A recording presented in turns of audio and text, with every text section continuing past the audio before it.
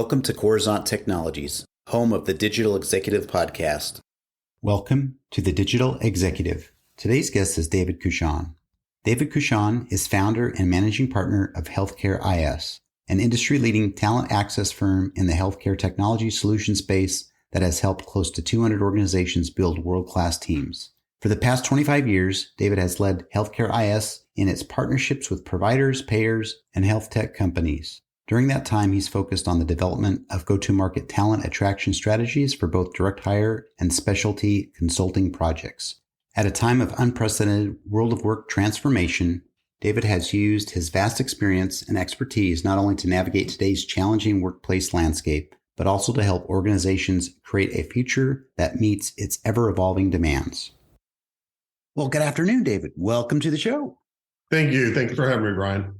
Absolutely. This is exciting. And, we go back actually a number of years now, believe it or not. I met you through LinkedIn, that amazing platform. But it's great to have you on. Finally, we've talked about this for a long time, but I'm really, really excited to share your story out with our global audience.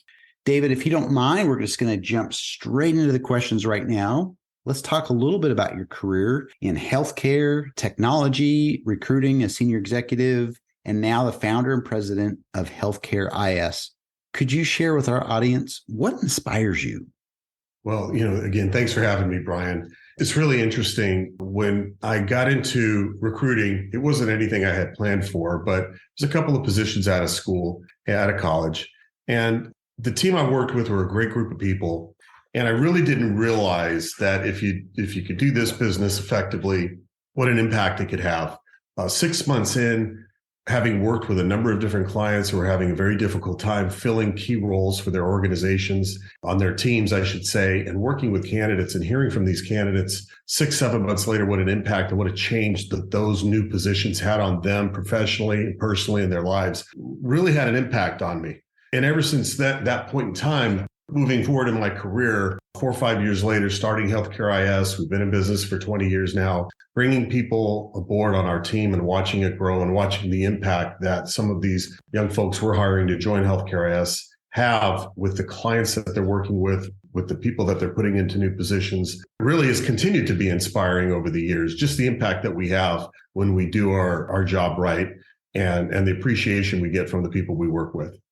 Thank you. And, at the end of the day, and I talk about this on many of my shows here, many of the guests, it's you're either trying to solve a problem or you're inspired by helping others. And Dave, that certainly comes out from day one, as you said, when you got into this business, is making an impact on somebody, and really a positive thing. And it really gets people inspired to really push on. And as you know, being an entrepreneur, you have to have a lot of passion to keep pushing on. So thank you. Absolutely. Dave, let's go to the next question here I have for you, because I do want to talk about this. My background's in healthcare tech, and I've loved healthcare, of course, and you're in that space. But talk to us about how your company has transitioned over the years into an industry-leading talent access partner, helping more than 200 healthcare organizations build world-class teams. Well, sure. I think first off, this is like any business. This is really dependent on strong relationships. And as you transition and you grow, it's really one client at a time, helping one person at a time. The philosophy, I think we've got a strong foundation and some philosophies that have just worked over a period of time. Number one, kind of some of the things that you talked about in terms of helping people. Foundation point number one is to give something first. Give something to somebody we're working with, whether that's a client, and helping them with some information to do some long-term planning, whether it's a candidate and some insights that we might have in the marketplace to help them make a good career decision or know what path is best for them. We always try to give first. Secondly, I think most businesses have, and we've noticed for ourselves, some fundamentals, things that if we can do effectively, near perfection and consistently on a regular basis, that bring a big difference to our clients. And these fundamentals are not always extraordinary things. It's doing simple things really well on an ongoing basis. And that certainly helped grow Healthcare IS over time.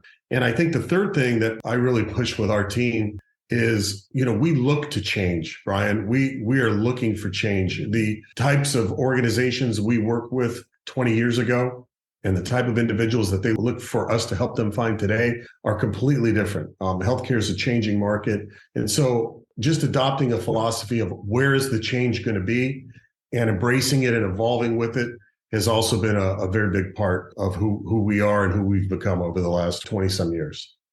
Thank you. And that helps, your evolution just shares with our group here, our listeners, of the things that are possible and how things do change over time, but really how you grow as a business leader. So I appreciate the share.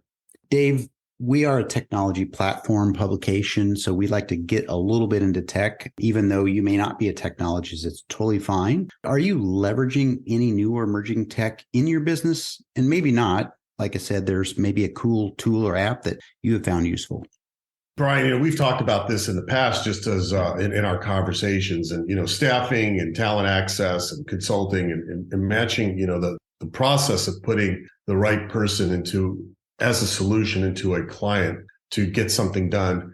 If we call that staffing, it's been around for 80 years. It's not necessarily, I tell our clients, it's not what we do, it's how we do it.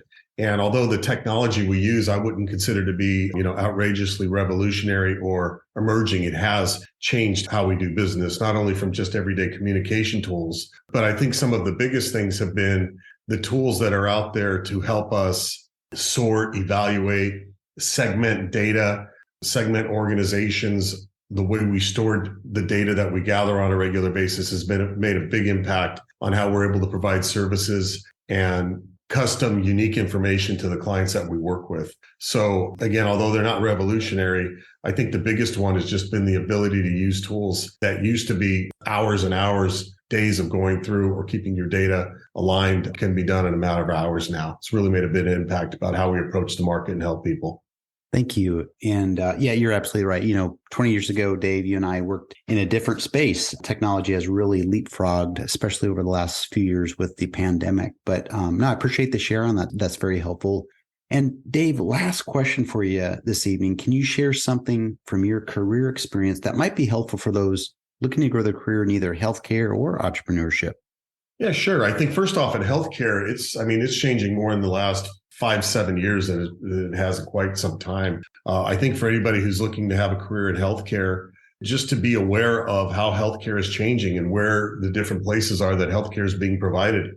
And I think if you're somebody that's, you take a look at what you have to offer the marketplace and just recognize that where you may offer it is at a different place and can bring much more value than some of the places that you might have been employed at 5 or 10 years ago or even today. I think there's some some mindset shifts that need to take place as well. I think for the longest time, people would look for job security. And I think we're in markets that are shifting so fast that I encourage people to change from a mindset of job security to career security.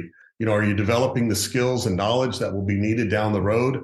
Are you accomplishing things and putting together a list of accomplishments that are going to get you to be viewed as a trusted person that can bring in? And are you putting the relationships in place that can be people you turn to for guidance, who can make introductions for you? So I think looking at your career as a whole, I appreciate how you asked about advice in a career, because there's a difference between getting a job and having a career. And there's many people out there that are looking to show up, do their job, make a good living, provide what their employer is looking for. And that's absolutely perfect for many people.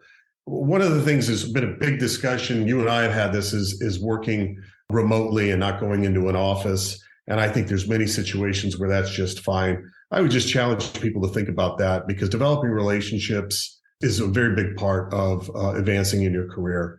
And you've just got to be in a situation where you can develop the relationships you need to develop. And if you can do those remotely, fantastic. But just challenge people to make sure that they're in the right spot for that.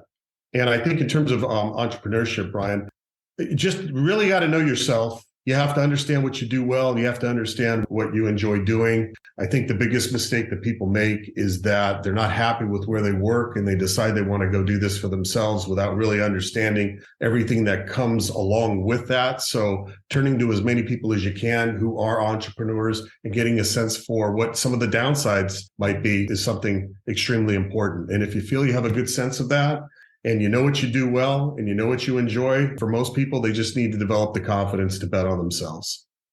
Thank you, Dave. And you really broke those out very nicely for our audience. Again, everybody's got a little nugget of wisdom to share. And Obviously, the space, building those relationships is key, and you can't always do that in a remote situation, but you've got to take advantage wherever you can and make those efforts. And obviously, entrepreneurship is really, it's almost, I don't want to say a love-hate relationship, but there is that double-edged sword where you've got to have that passion to continue to go through the ups and the downs of it. We all been there. So thank you.